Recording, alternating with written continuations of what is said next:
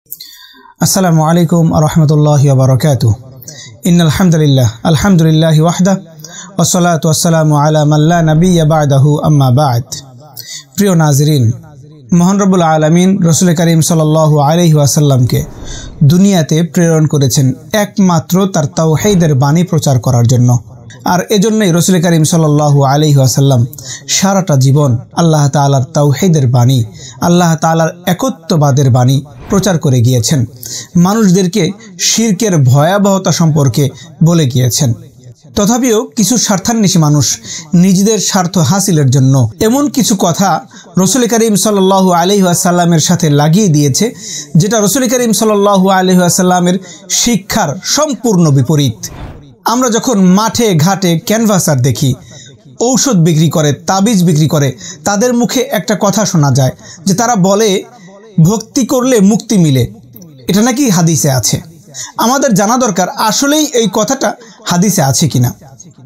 তারা বলে থাকেন রাসূল করিম সাল্লাল্লাহু আলাইহি ওয়াসাল্লাম বলেছেন, লাউ আহসানা আহাদুকুম জান্নাহু বিহাজারিন, তোমাদের কেউ যদি কোনো পাথরের ব্যাপারে ভালো ধারণা করে, লা নাফাআহুল্লাহু বিহি, আল্লাহ তাআলা সেই পাথরের মাধ্যমে তাকে উপকার করবেন।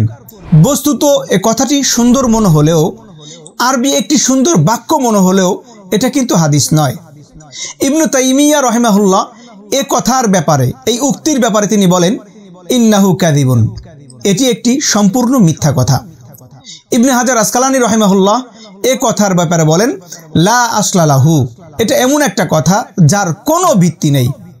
এই কথার অসারতা প্রমাণ করতে গিয়ে ইবনুল কাইয়িম রাহিমাহুল্লাহ আরও বাড়িয়ে বলেন, হুয়া মিন কালামি ইবাদিল আসনাম আল্লাযীনা ইউহসিনুনা যান্নাহুম বিল আহজার।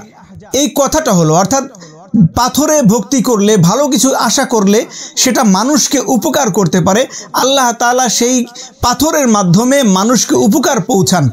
এই উক্তিটা ওই সমস্ত ব্যক্তিদের যারা পাথরকে পূজা করে, যারা পাথর থেকে ভালো কিছু আশা করে, তাদের উক্তি।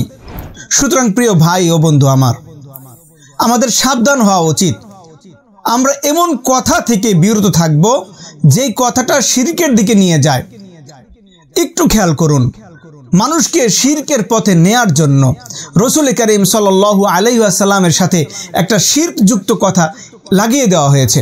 অথচ রাসূল করিম সাল্লাল্লাহু আলাইহি ওয়াসাল্লাম বলেন, যেই ব্যক্তি আমার নামে মিথ্যা কথা চালিয়ে দিল, ফালিয়াতাবাওয়া মাকআদাহু মিনান নার, সে তার স্থান বানিয়ে নিল জাহান্নামে। সুতরাং আমাদের জন্য উচিত হলো, আমরা যখন কোনো কথা বলবো সচেতন হয়ে কথা বলবো।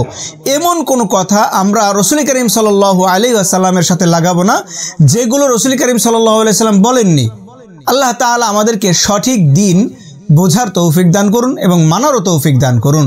আসসালামু আলাইকুম ওয়া রাহমাতুল্লাহি ওয়া বারাকাতুহু।